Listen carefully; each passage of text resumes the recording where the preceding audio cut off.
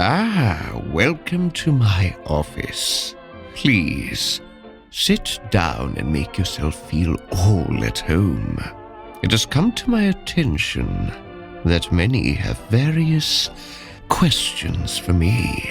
And now, since I've cleared my very heavy schedule, I can answer all the doubts you have. I was born in Winchester, England. There was a moment when I moved to America in this exact town. Love has been celebrated, but this syndrome uncovers the true form that love can take. The selfish, unhinged form, pushing everyone to see the truth face to face. It's interesting. Don't you agree? As for what I know, I believe I know almost everything about this syndrome. I don't have a strong opinion about them. I prefer watching theater, especially if it allows the actors to improvise. Well, I moved here when I was around 10 years old, but had to move again after a month due to the fire that happened in the 60s. Eventually, I came back when the town was being built once again to supervise, and I've stayed here ever since then. So it's been almost a decade. Of course I do. My son may like to appear that he has everything under control, and that he's not so easy to read. But you know the saying, eyes don't lie. I am the town's mayor, so yes, I do. Yes, but it's perfectly fine by me. It was getting boring anyways. No, I do not. You mean Diavolo. Yes, for his own safety and for the others as well.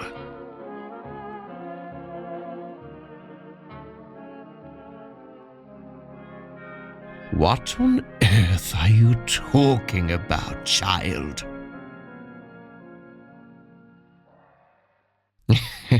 What an unexpected question. I'm pretty sure I'm old enough to be your grandfather. I used to be married to a woman called Catherine, but unfortunately, my late wife died while giving birth to Flavio. So yes, technically I am single.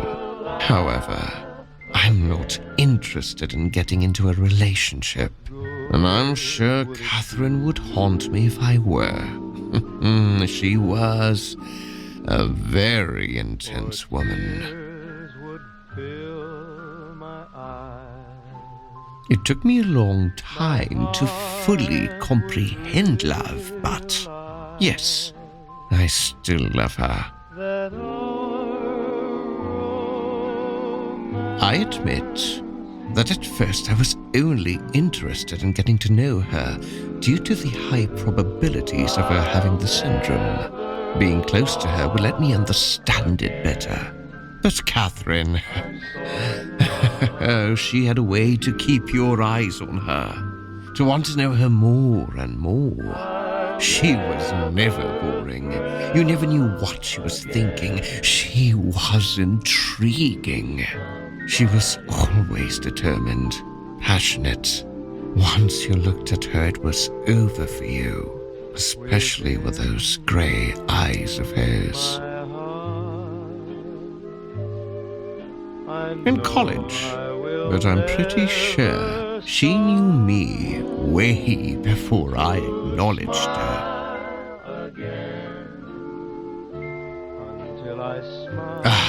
yes, Pierrot. I was acquaintances with his mother.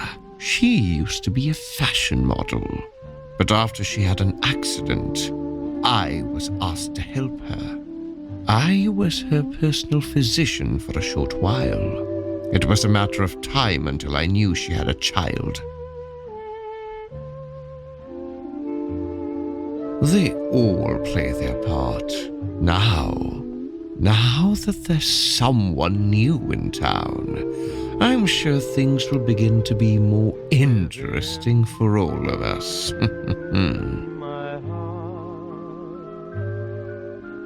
It's certainly difficult, since the syndrome can be confused with other illnesses. Fortunately, a blood test is enough to identify if someone has it or not.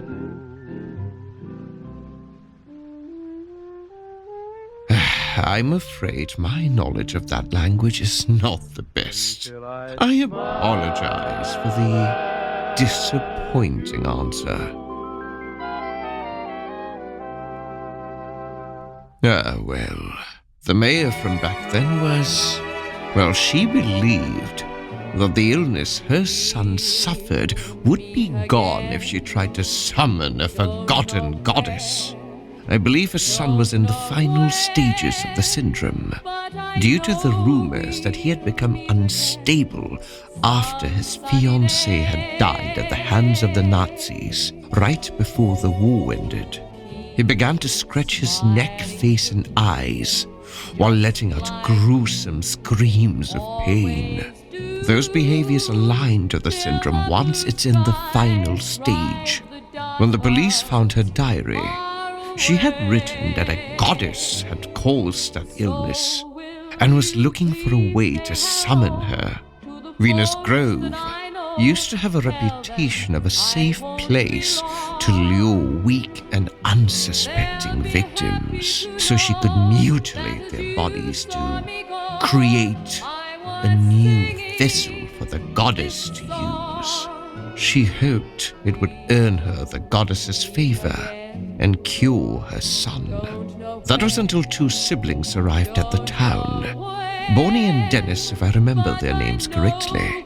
The old mayor wanted them to be the last pieces of her project, but things didn't go as planned. From what I was told, they burnt down the church to stop her, even if it ended their lives. As for what I saw, I simply saw someone who had been waiting to reunite with the person she loved, though the reunion didn't go as expected. I was able to read some of the pages that had fallen from the old mayor's diary when I was a child. The pages were filled with her research about the illness. It certainly piqued my interest.